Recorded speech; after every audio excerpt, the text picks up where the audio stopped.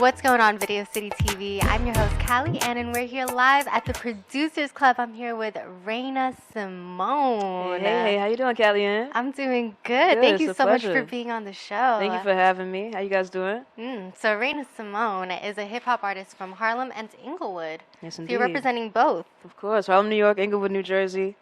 Absolutely. Yeah, I don't even know where to start with you. I was just telling, okay, so we'll start off in the beginning.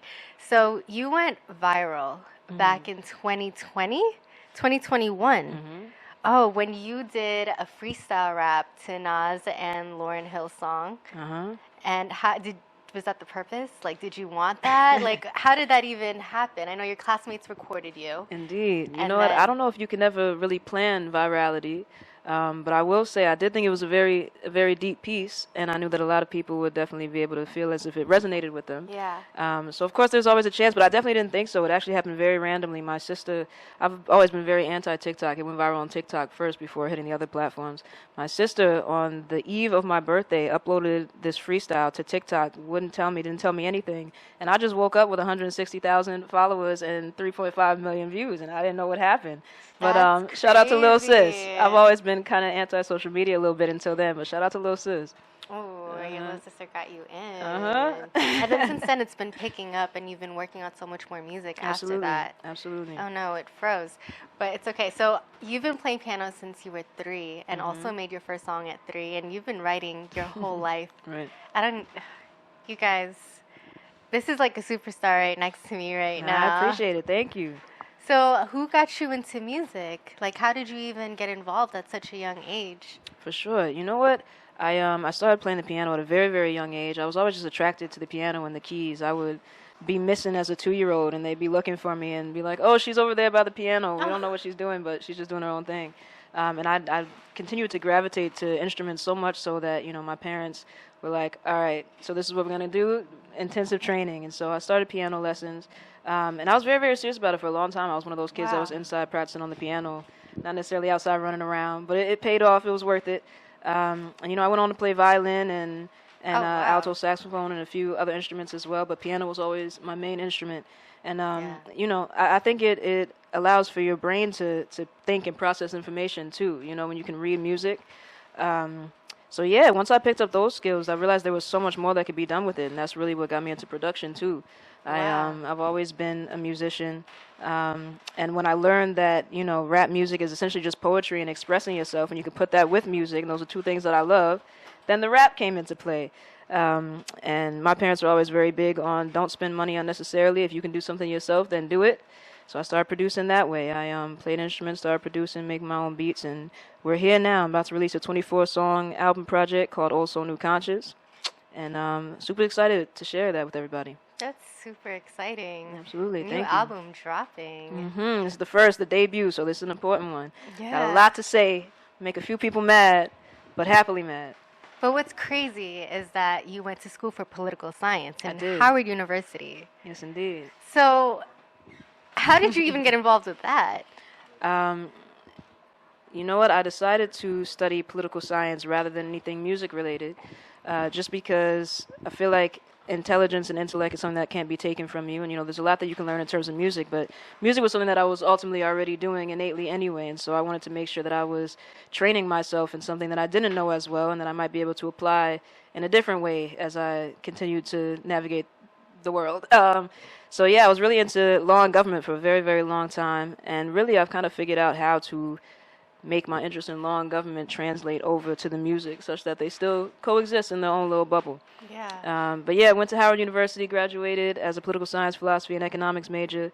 Shout out to HU. HU, 100%. That's so cool. I really like this line in your bio, so I'm going to share this with them. Raina Simone's sound is described as poetic narratives of Black America layered over rhythms and instrumentation derived from the African diaspora. Diaspora, 100%. Yes, indeed. Yeah, so that is crazy. So we can't wait to hear this new album, Old Soul, New Conscious. Oh, thank you. What is that about, and why did you name it that? For sure. I would say that it is the duality that is blackness in America that, of course, many others can relate to as well.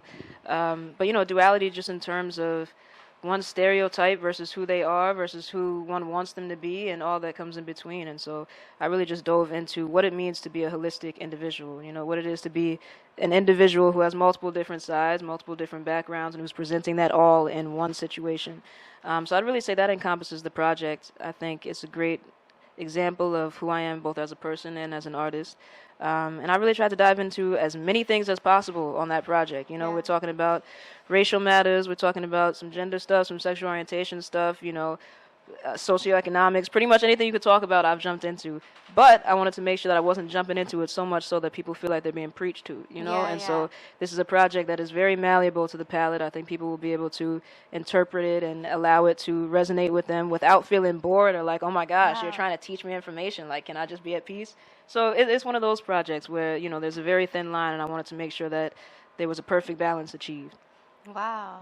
How many songs are in this project that's about to drop? 24 songs. Most are self-produced, a few are co-produced. So, yeah, you'll definitely hear, a little bit of the syncopation that I was talking about and qualities of different instruments throughout the African diaspora. I'm huge on jazz and blues music, really big on jazz and blues history. And I think hip-hop is just a culmination of, all of our music history coming together in a new sound with new technology added. So I'm super excited to explore that too. I'm a lover of music history, and I think when you listen to this project, you can hear certain things and what I'm doing and why I've involved certain instruments and the history part of it, so. That's exciting, and it's like you're going to put a message out there, a lot of different messages. What is your favorite one? My favorite message is to be yourself. Authentically, whatever that entails. And to be oneself doesn't mean that has to be any one monolithic thing. To be oneself, again, like I said, has a lot to do with duality and, multiple different facets of who one is as one person. Wow, you feel like such a grounded kind of person. Can you take me through your day? What is a day like with Oh my Raina goodness. Simone? I don't know if my days sound grounded. The moment I wake up, you know what, these days, this timing in particular is very structured right now because we are about to do the project. So I pretty much wake up, hop into some music stuff, run to an interview, hop back into some music stuff, and then I'm on the phone for hours trying to piece together different music situations at this very time period. But generally, I would say I do try to stay very grounded. I like my incense, my candles, my medicinal marijuana, or recreational for that matter. And just, peaceful, mindfulness, things like that. We were discussing yoga earlier. I'm big on that too. And family. I'm very, very big on family. I feel like a normal day for me is waking up, doing music, doing work, and hanging with the family, and I'll be good just off that. So. Oh, that's super exciting. Can't wait to hear this new album that's about to drop. Can you give us a little sample? Can you freestyle something? Oh, that's what you want? Oh, okay. See, you got a little sneak peek earlier off camera. Because earlier you were just what you want me to talk? You want me to do something political, or you want me to just talk to talk? Maybe we could do both. Maybe a little bit of both. I took some time to smell the roses. It was heaven sent. City is my kingdom. I'm a ruler like some measurements. I swear we up in every room. Give a fuck about no elephants. Yeah, I've been out here moving like the president. Real elegant. Look, I do this light work. No electrician. I ain't married, but I'm the one that they misses. They blowing kisses, and it's always love for cuz. He been through it all. He my witness, but still roll with niggas throwing up blood like they got a sickness. Told the gang to chill. It's like 3 of y'all. Let's not get involved. You try to show your ass, but I warned you about my people's dog. If my people in it, I'm in it. Gotta be for the cause. Now 4-9, so you're back for straight cash, and you look like Randy Moss. Said if I'm riding, then he riding, so he roll. My boy a stone cold killer. Oh, they don't get it, let him know what shit. I wrote a rock and you kill it. In other words, we vicious. Our names ring bells like commitment. You want me to keep going? Yeah. All right. I said I done beat them algorithm monopolies. I even beat cycles of poverty after not being raised properly. After being raised as property. So why the fuck you think anything you do I'm gonna let bother me? Look, I'm from Harlem, shit. You know how it get.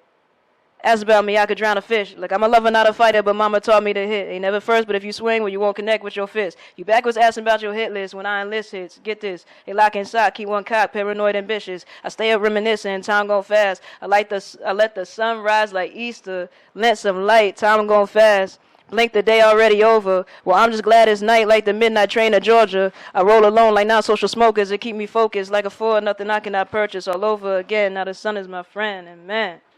That's a little, Wow. it's a little sneak peek real quick. Wow. What is Indeed. the name of this song? You know what? What I just did right now, in particular, right now, doesn't have a name. But I don't know. You might have to think of one for me, please. I feel like you would be Wait, wonderful I with thought that. it was on the EP, this one. Oh, that one in particular wasn't. But Oh, I got a lot shit. for you. That is for sure. Oh, shit. For sure. I love that. I feel like you're bringing back, like, storytelling back into, like, the rap music. I feel like it's changed so much, and I wasn't really into it, but then I started getting into it, Yeah. and then I heard Nas's story with the gun, like from that perspective, and then from like his perspective, and I was like, whoa, like I feel like I'm watching a movie listening to this rap, and that's what got me more involved into the rap music. Which is So fire. now I'm super excited to hear this album. You guys have to check this out. Raina, Simone, everyone, and please, one more freestyle from the album. Oh, another one? Sneak peek. All right. From the album, though. All right, come on, we can do it. See, from the album, that's easy, because, that's just Yeah. easy. You're- My okay. Santa Claus was a black woman, my father is God, and my Jesus something like Robin Hood, give back to the block, and my Mary just got an afro, she turned into a bob with long nails, they called her Jezebel, but they missed the plot, and all these, this way, all right, hold on, let me start from the beginning. Brush my shoulder off real quick, give me right, activate me, thank you, okay. My Santa Claus was a black woman, my father is God. And my Jesus something like Robin Hood, get back to the block. And my Mary just got an afro, she turned into a bob with long nails, they called her Jezebel, but they missed the plot. And all these charity commercials telling me Africa Po. Like human capital was removed and brought to another show. Like the Berlin Conference ain't split us up and lead to the war. Like y'all ain't cut the nose off, so we ain't know we could soar. My nigga, I am not Martin Luther King Jr. Bitch, I'm from New York, might have my Uda shoot you if you let your privilege fool you. It like a cooler on my way to Timbuktu to school you. Made me look like Mansa Musa. Gold what I told the jeweler. Cut from a different fabric, get fabric, be fabricated. I'm realer than I'm a Miris in every color to play with shit. Brands on my body reminiscent of the past. There's capitalism on my black ass. Oh man. You feel me? Wow. Wow, major storyteller. Oh my God, Raina, 100%. Simone, everyone. Thank you so much for having me again. I appreciate you Oh all. my God, likewise. Before sure. we go and segue and show them your music video, do you have like a quote you live by that you can share with the people? You know what? I don't know if there's one quote that I live by. I feel like life is ever changing, so there's ever a different quote to go along with whatever it is that you're going through. But I'll say my quote for right now. My mother always says you'll be all right. And so far that's been carrying me. That simply, you'll be all right. No matter what, it's going to be all right. So that's my quote for today. Wow. Wow. Raina, Simone, everyone, this is her music video, Swervin'. Check it out. It's real major right now. Self-preservation is the first law of nature. We assert the Afro-American's right to self-defense. The Constitution of the United States of America clearly affirms the right of every American citizen to bear arms. Hey, look, I try to speak the truth, but y'all only buy the lies. Go against the agenda, they gon' make it AI.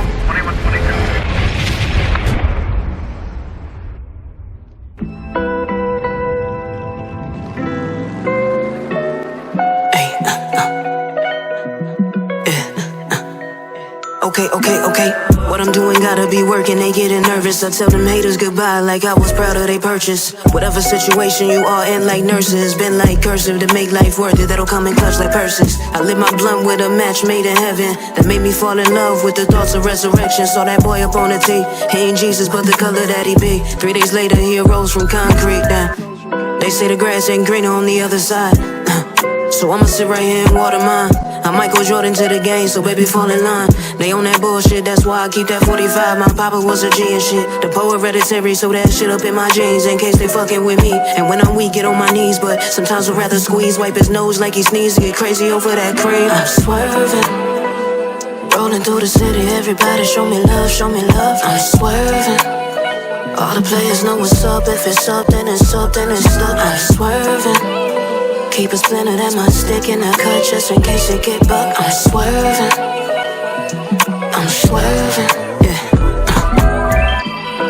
I stay on point like soccer cleats. By my brothers, I don't play, though it get fatal. No Socrates, my philosophy. My soul is immortal, so ain't no stopping me. Virgin shit, ducking the D's. I wear the hoppers be. I ball like a socket, my vision clearer these days. The glasses done healed the pain, now addiction won't go away. And all these purgatory thoughts was sitting trying to make a way. I ain't no thief, but gotta eat. I got a lot up on my plate. I keep a small circle, period. Algebraic theory is he act up, we ask him like serious. Man, ain't no fear in this. Offspring of Ronald Reagan experiments. Was random good breaks that Legos, I'm my Nigerians. Swerving, Rolling through the city, everybody show me love, show me love. I'm swerving. All the players know what's up. If it's up, then it's up, then it's up. I'm swerving. Keep a splinter in my stick in the cut just in case it get bucked. I'm swerving. I'm swerving.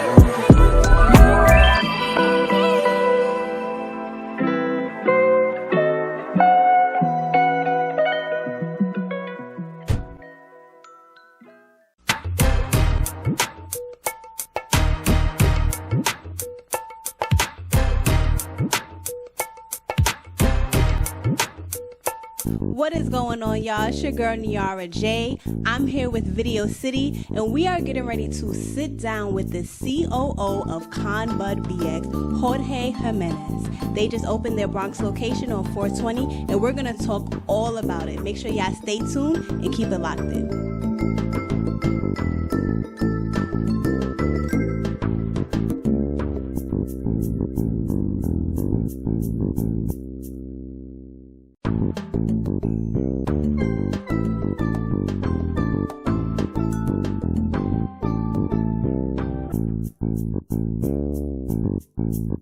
It's definitely a contribution. It's not where we would like it to be at the moment, obviously, but every day we work really hard. The partners in our business work a lot with political ties just to make sure that this is a true reform and a change for the communities that we're in.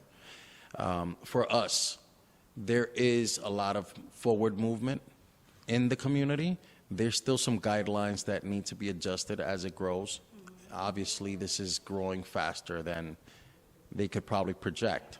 I think the one positive thing for everyone was, hey, it's additional revenue, which is great. But how to be able to scale it in such a fast time is something that I think everyone's sort of still honing in. Absolutely. And speaking of growth, this is your second location. Congratulations on that. So what inspired the opening of the second location here in the South Bronx? So we have a lot of ties with the Bronx community as it is. For us, what we have is two separate licenses under one moniker. So in total, we hope to be 6 locations within the next couple of years. For us, doing it in the South Bronx meant a lot because, you know, it's not just where hip hop was born. It's where a lot stems from. It's culture as a whole.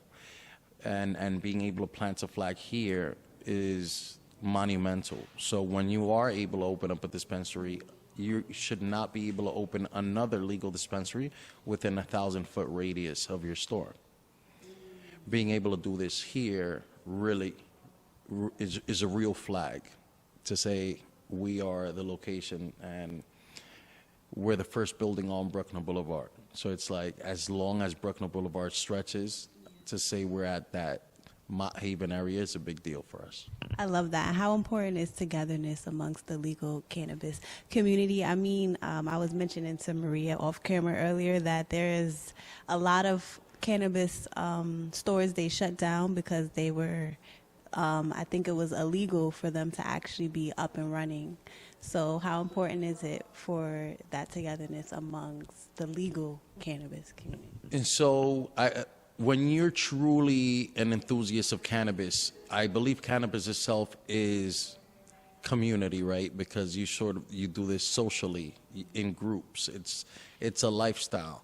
For us, we're very close knit with each other because going through this process is extensive, and more importantly, there is no bad blood. You would think that, hey, we're all competing, and it's not the case. We all really work together. We reach out to our partners, whether they're on the license or not. It's not a competition for us.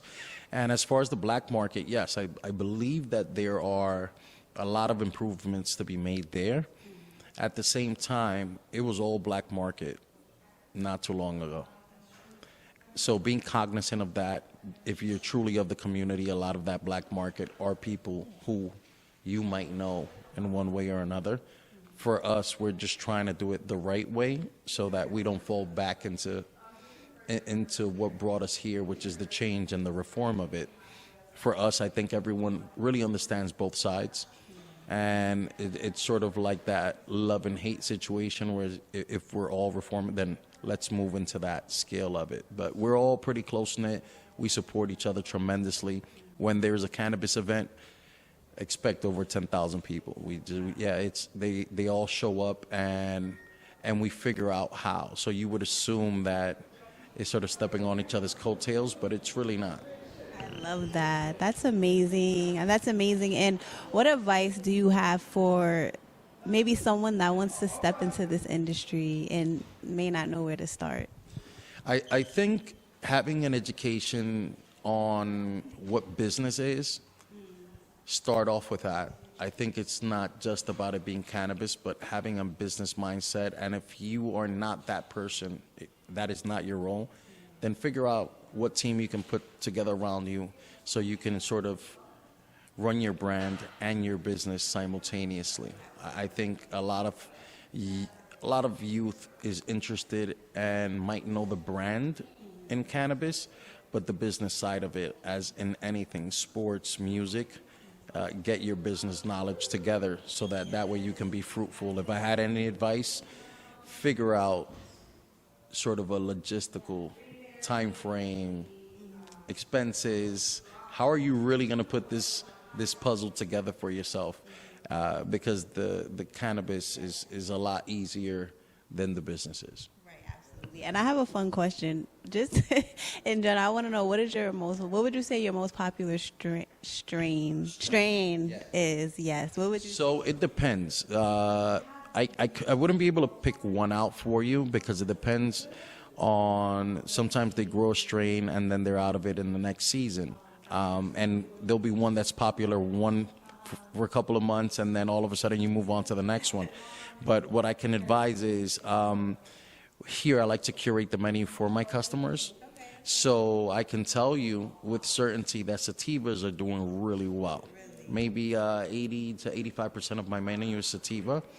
And it's because people want to be functional. They want to walk around. They want to work. They got things to do.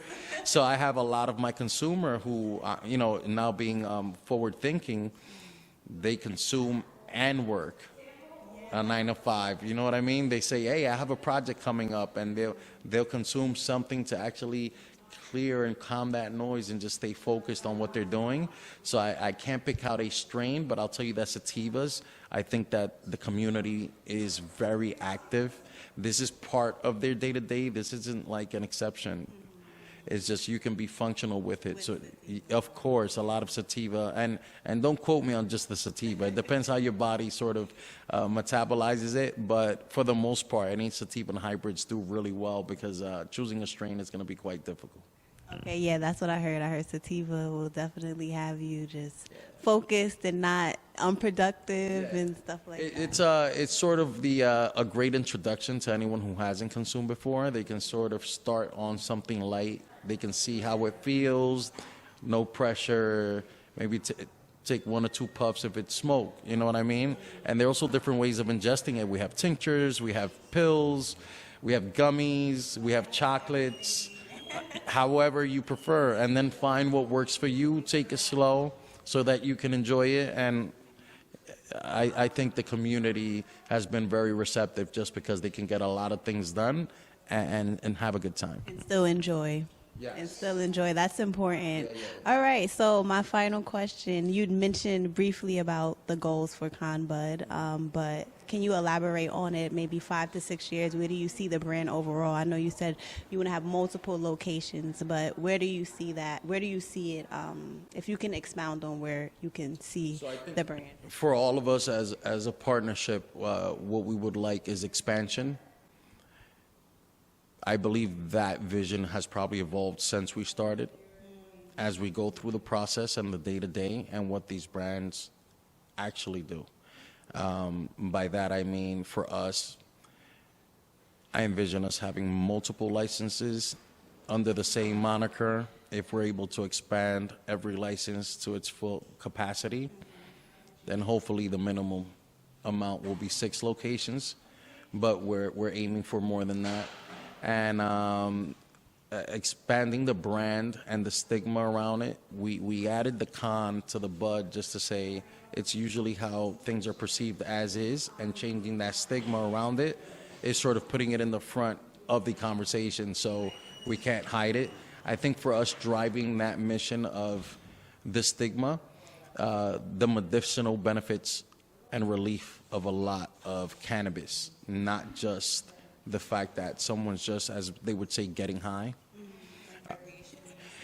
There's recreational use and there's medicinal use. So right now we have a lot of our customers here. Our clientele comes in and they're looking for pain relief. Some may be going under certain treatments where they lose their appetite. Some may be going through certain pains, insomnia, they can't sleep at night. I have a neighbor of ours who said, I've never consumed anything in my life, and I don't drink any alcohol. I've never had a drink. He just got into a bad car accident recently. His son actually told him, hey, you should go speak to them. So he approached me and said, my son told me to talk to you. I don't know his son. I guess they've had the conversation. To make a long story short, having him come in here and being able to provide a product for him to give him the relief he's looking for, because he's not taking the medication that was prescribed to him. Obviously, that's preference. But seeing someone get a relief to be functional in their lifestyle from cannabis, that for me is something where is more of an emotional piece attached to it. I think that for us, of course, it's very fulfilling, especially from someone who I know even approaching me was I can see the struggle of him even saying, I'm about to step in here and purchase anything with cannabis in it. And, I got him a couple of items. I hadn't seen him for like a week. And the other day he runs in here, sees me. He goes, I've been looking for you.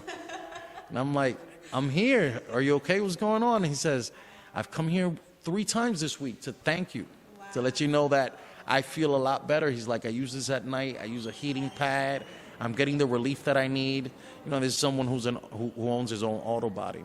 So he's up and active all the time. So for him to say, I didn't have to take medication that I wasn't willing to, and now here I am getting relief from something that I wasn't open to previously, it feels fulfilling to be able to assist. I have a lot more clients like that, because due to their respect, I wouldn't mention, but I think for me that's really what we all see in the future for ConBud. It's breaking that stigma as the industry's doing, and being one of those staples to say something you can rely on to come get your quality and safe products made within the state.